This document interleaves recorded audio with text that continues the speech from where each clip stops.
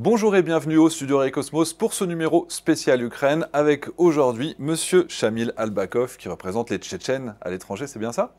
Actuellement, je suis consul honoraire de la République tchétchène d'Ichkérie, nommé par le gouvernement en exil. Je rappelle que depuis 2007, on a un gouvernement en exil. Malheureusement, le territoire est occupé par la Russie. Mais nous, on a continué notre lutte depuis, on n'a jamais lâché. On continue politiquement, dans les médias et puis surtout maintenant en Ukraine. Ouais. Physiquement, le gouvernement en exil, il est où? Il est en Grande-Bretagne? Et le Premier ministre de notre gouvernement, Ahmed Zakaev, il se trouve en Grande-Bretagne, à Londres, mais actuellement il est en Ukraine avec nos bataillons. D'accord, Et il est pratiquement tout le temps là-bas. Ok. Alors, est-ce qu'on peut juste rappeler pourquoi est-ce que les Tchétchènes sont tellement visibles et quelle est leur histoire vis-à-vis de l'oppression russe depuis un siècle? Si on commence dès le début, depuis les débuts de la conquête par la Russie du Caucase du Nord, les Tchétchènes ont toujours résisté, comme les autres peuples.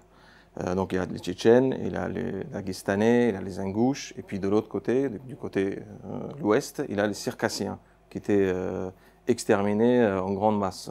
Au final, la Russie a conquis les Caucases, il a eu son accès à la mer Noire, à la mer Caspienne, et depuis, c'est un empire. Donc maintenant, nous, on a toujours poursuivi notre lutte pour la liberté. À la moindre occasion, on a essayé d'établir notre État indépendant.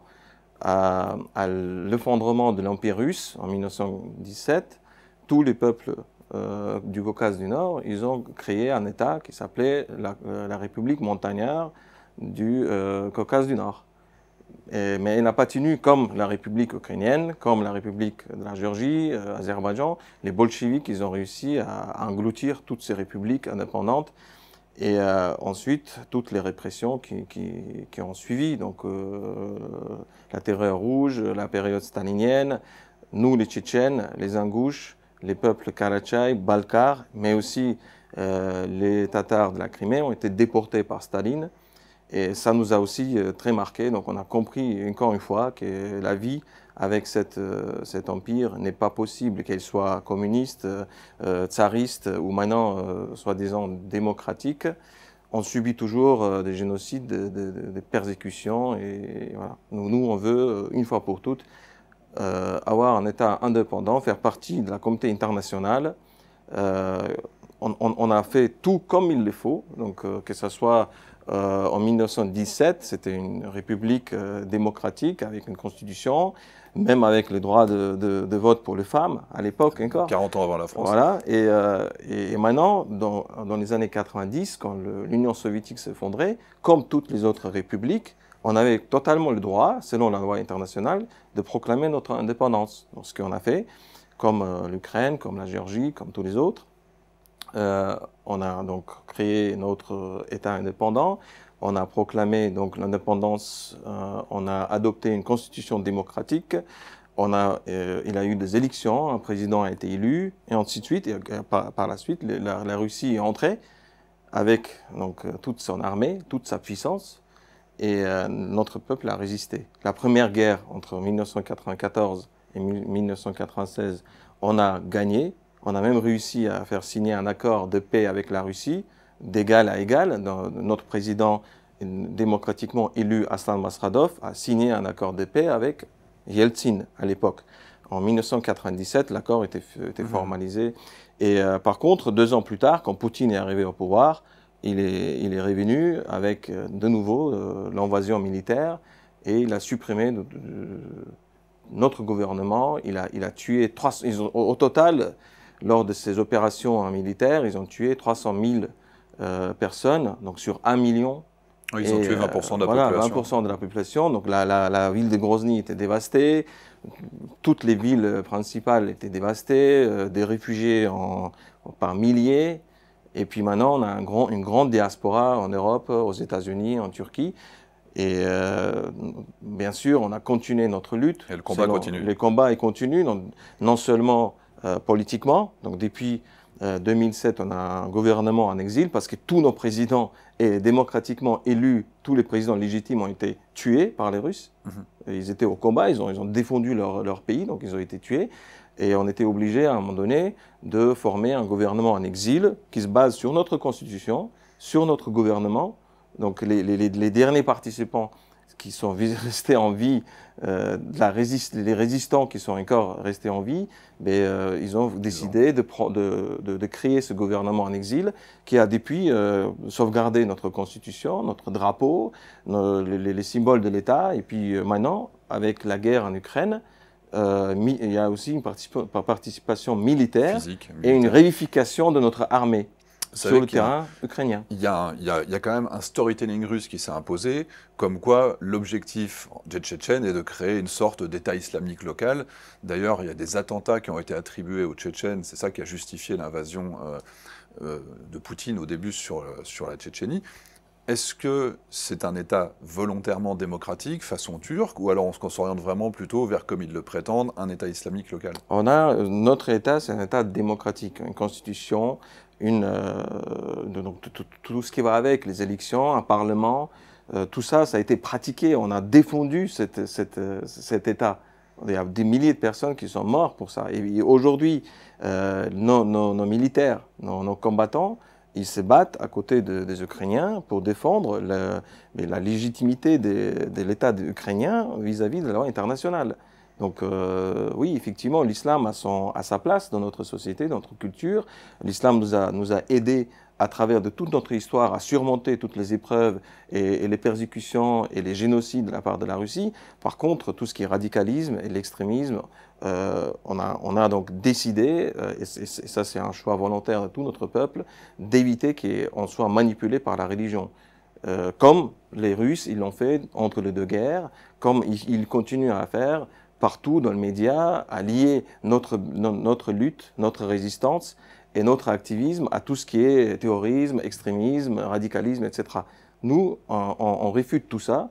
Comme dit, on a un État, on a un État légitime vis-à-vis de la loi internationale. Donc on se base dessus. C'est notre seule ressource aujourd'hui. On n'a pas de territoire, elle est occupée. L'Ukraine l'a reconnu en tant que territoire occupé l'année dernière, le 18 octobre 2022. C'est une reconnaissance indirecte aussi de notre indépendance. Mais la seule chose qu'on a aujourd'hui, c'est justement cette légitimité d'un État indépendant, démocratique et puis conforme à la loi internationale. Donc par exemple l'attentat qui a été commis en France contre le professeur Samuel Paty, c'est quelque chose qui nous a vraiment touchés en tant que communauté tchétchène parce que c'est complètement contraire à notre mentalité. Nous, on vit en France, on est reconnaissant à la France, au peuple français pour nous avoir accueillis. Donc il est exclu qu'on commette des choses tellement affreuses ici sur le sol français. Donc nous, on a tout de suite condamné. Par contre, on retrace quand même une influence sur nos jeunes de la part des agents de la FSB, du régime pro-russe, qui poussent à commettre ce genre d'actes pour discréditer notre communauté en Europe. C'est-à-dire que le Kadyrov et ses sbires influencent... Oui, il a eu une grande enquête de Yelena Milashina, qui est de la Novaya Gazeta, un média d'opposition, qui a publié toute une enquête où il retrace, où elle a retrouvé des traces de contacts entre des agents de la FSB et du régime pro-russe, Kadyrov, et les jeunes qui sont ici. Et les messages étaient « Allez, faites quelque chose, c'est inacceptable, il faut commettre... » Ça se fait de façon dévoilée, mais au final, l'objectif, c'était de leur faire commettre des attentats pour ensuite discréditer notre communauté et obtenir au maximum des expulsions pour vous renvoyer de nos compatriotes vers la Russie. On revient à l'Ukraine. Les Tchétchènes sont combien? Est-ce qu'on parle de quelques dizaines de personnes ou on a vraiment des bataillons constitués? On a des bataillons constitués, on ne parle pas de quelques dizaines de personnes, on parle beaucoup plus. Il y a même beaucoup de personnes qui sont aujourd'hui en attente de venir en Ukraine, mais les formalités administratives l'empêchent. Et sur place, comme dit, il y a plusieurs bataillons Et ils ont participé pratiquement dans tous les combats, dans toutes les batailles principales, donc Bakhmout, Zaporozhia, Kharkov, partout où ils étaient, et ils ont même mené une opération sur le territoire russe à Belgorod. Oui, plusieurs opérations. Plusieurs opérations, d'infiltration. celle qui était connue, Oui. qui était largement médiatisée, c'est celle où ils rentrent sur le territoire de Belgorod, où ils rentrent en combat avec les Russes. Est-ce qu'il y a une coordination entre toutes les oppositions inclus dans le territoire russe occupé par la Russie? Je pense même aux opposants russes, ethniquement russes, j'entends, qui s'opposent également à Poutine. Est-ce que tout ça est coordonné ou alors c'est des groupes indépendants? Et sur le terrain, en Ukraine, il y a des échanges entre nous et ces bataillons. Et bon, après, il n'y a pas de coordination tout à fait unique, hein. Nous, nos bataillons, ils ont leur programme, ils ont leur coordination avec l'armée ukrainienne, et eux, ils ont leur programme. Donc, on n'est pas unifiés, en fait. Voilà. Mais il y a des échanges, il y a de la compréhension, en fait, entre nous. Voilà. Et est-ce qu'il y a des missions qui sont à vocation politique, par exemple le fait d'entrer sur le territoire russe pour mener des opérations ukrainiennes en territoire russe? Est-ce que c'est une volonté des Tchétchènes de faire partie de ces commandos qui sont particulièrement aguerris, ou alors c'est l'Ukraine qui attribue ces missions? Non, non, en fait, les missions que nos bataillons ils exercent, ce sont des missions qu'ils choisissent eux-mêmes, bien sûr, avec l'accord Oui. réciproque. Par contre, donc les missions comme celle à Belgorod, il avait quand même il avait quand même cet objectif cet objectif politique, parce que justement, les milices pro-russes, Kadyrov, ont proclamé qu'ils contrôlent ce territoire. Donc la frontière à Belgorod était justement à ce moment-là, soi-disant protégée par les Kadyrov. Et donc c'est pour montrer donc une volonté de lutter directement contre les Kadyrov, voilà, qui sont pour d'ailleurs... montrer qu'on est, voilà, les vrais Tchétchènes, ils sont là. C'est-à-dire quand on en parle avec les combattants en Ukraine, ils font bien la distinction entre les Kadyrov et les Ah oui, Tchétchènes qui sont de leur côté. Exactement. Cette différence, elle est faite non seulement au niveau des militaires ukrainiens, mais aussi au niveau des médias ukrainiens. Et depuis le début de la guerre, donc notre Premier ministre, le lendemain de la guerre, il a tout de suite déclaré qu'on va soutenir l'Ukraine par tous moyens, et notamment par nos volontaires qui vont y aller. Et puis, depuis ces jours, sur tous les médias ukrainiens, notre Premier ministre, d'autres représentants de notre République indépendante interviennent, ils rappellent les faits, ils font la comparaison entre la guerre que les Russes ont menée contre les Tchétchènes et la guerre qu'ils mènent aujourd'hui en Ukraine. Et ça motive aussi les Ukrainiens à résister, ça donne du courage, on peut dire. Voilà. Et quand vous regardez, parce que extérieurement, quand on voit les Kadyrov qui ont été envoyés dans des conditions effroyables, qui ont eu des pertes absolument gigantesques, est-ce que ça contribue à la continuité de la volonté russe de faire disparaître le peuple tchétchène, avec Kadyrov qui envoie son peuple à l'abattoir? Qu'est-ce que vous avez comme vision sur le point de vue stratégique? Mais justement, Kadyrov, quand il est entré en fonction, sa promesse était on va arrêter la guerre, il faut arrêter l'effusion de sang de nos fils et de nos filles. Donc, ça ne sert à rien de faire la guerre. Pourquoi c'est nous qui faisons toujours la guerre? La Russie, on ne peut pas toujours faire la guerre contre elle. Voilà, il faut se préserver. Donc ça, c'était l'idée principale. Et aujourd'hui, il dit exactement le contraire. Il dit pourquoi vous ne sortez pas à la guerre en Ukraine?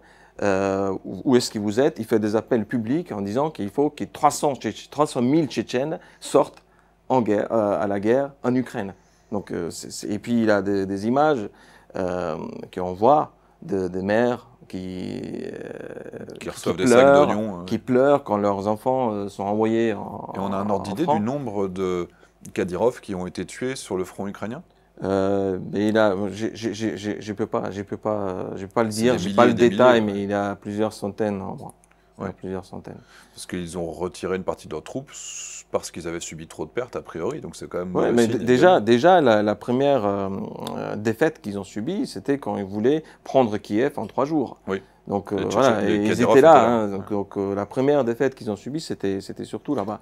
Et ils avaient déjà des petits drapeaux de fête des victoires dans leur voiture, non seulement les Tchétchènes, mais toutes les troupes russes. Oui. Et c'était apparemment une opération où ils voulaient le lendemain, pratiquement le lendemain, fêter la victoire à Kiev. Et on se souvient qu'ils avaient accroché des drapeaux sur certains bâtiments qu'ils avaient pris. Voilà, exactement. Voilà. Mais au final, comme on sait, ils étaient obligés de se retirer. Et les équipements qu'utilisent les Tchétchènes en Ukraine aujourd'hui, est-ce qu'ils sont assimilés à l'armée régulière? Est-ce qu'ils ont les mêmes matériels? Ou alors ils bénéficient d'un traitement particulier parce qu'ils ont aussi cette expérience du combat depuis des décennies?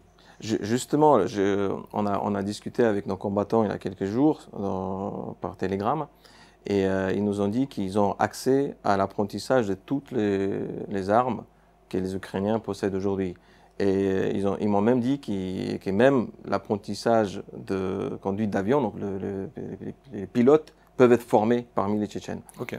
Donc ça, c'est quelque chose qui est très rassurant et parce que notre but aujourd'hui, c'est de former une armée tchétchène, parce qu'on a vraiment un accord entre les services militaires ukrainiens et notre ministère de Défense du gouvernement en exil, signé donc, par un haut gradé ukrainien. Je ne peux pas prononcer les noms, mais il est très connu. Et du coup, dans l'accord, il est bien précisé qu'une armée, une brigade, va être formée sous les drapeaux de la République tchétchène d'Ichkérie. C'est-à-dire que contrairement à la Légion internationale, qui comprend des étrangers, mais qui sont intégrés à l'armée ukrainienne, là ce serait réellement deux armées qui combattraient l'une à côté de l'autre, l'armée ukrainienne et l'armée tchétchène qui seraient présentes. Ils ont choisi les deux options. Donc il a d'un côté, il a donc ces formats-là où il a les deux armées, l'armée tchétchène, officiellement reconnue en tant que telle, et puis individuellement, ces soldats, ils sont intégrés dans la Légion internationale. D'accord. Donc ils sont sous contrat de la Légion internationale. Comme les Géorgiens, comme les Moldaves, etc. Et d'ailleurs, avec les Géorgiens aussi, on a des liens très forts. Oui. Sur place, il a une légion qui a été formée, la Légion du Caucase. Oui. On est en forte collaboration avec eux aussi. Tous les pays qui veulent se libérer, leurs peuples sont présents. Exactement, les Géorgiens, c'est naturel, parce que depuis notre proclamation de l'indépendance, justement, la Géorgie, les parlements de la Géorgie étaient les premiers à nous reconnaître en tant qu'État indépendant, et les premiers présidents démocratiquement élus de la Géorgie avait trouvé refuge en Tchétchénie à l'époque, quand elle était renforcée par les opposants pro-russes. Et on sait à quel point la Russie a été agressive également avec la Géorgie, avec l'Abkhazie, l'Ossétie du Sud. Exactement. Voilà. Vous voyez, c'est un front commun. C'est une chaîne. D'abord, c'était la République tchétchène d'Ichkérie. Il y avait aussi Prednistrov en Moldavie. Ensuite, la Géorgie avec les deux petites républiques soi-disant pro-russes qu'ils ont récupérées. Ensuite, il avait 2014 la Crimée et maintenant la grande invasion de l'Ukraine complètement contraire à la loi internationale. Alors maintenant, on se projette dans 5 ans, dans 10 ans. Votre objectif stratégique, c'est que l'armée russe soit plus capable de tenir le front ukrainien, donc que physiquement, vous soyez capable de vous libérer en Tchétchénie? Exactement. Donc, notre objectif était toujours pareil, et même quand il n'y avait pas encore la guerre en Ukraine, et quand le monde entier soutenait la Russie politiquement, dans le média et partout, nous, on a toujours poursuivi notre combat au niveau de politique. On a toujours dit qu'on veut que notre génocide soit reconnu, que notre indépendance soit reconnue, et que notre liberté soit réalisée en fait. Et maintenant, avec toutes les perspectives qui s'ouvrent aujourd'hui sur le front ukrainien, on a bien sûr saisi l'occasion pour avancer au maximum vers la libération de notre territoire. Mais cela dit, on refuse bien sûr de mettre notre population en danger. Aujourd'hui, on ne va plus répéter les mêmes erreurs, il n'y aura plus de génocide et de bombardement de nos civils.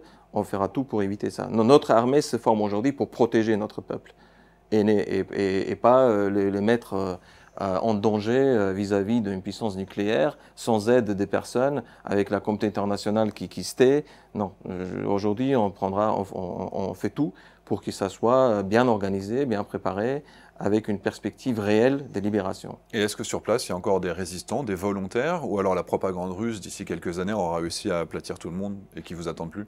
En fait, malgré toute la propagande, presque tous les Tchétchènes qui arrivent là, il y a encore des Tchétchènes qui viennent, qui fuient la mobilisation, ils viennent.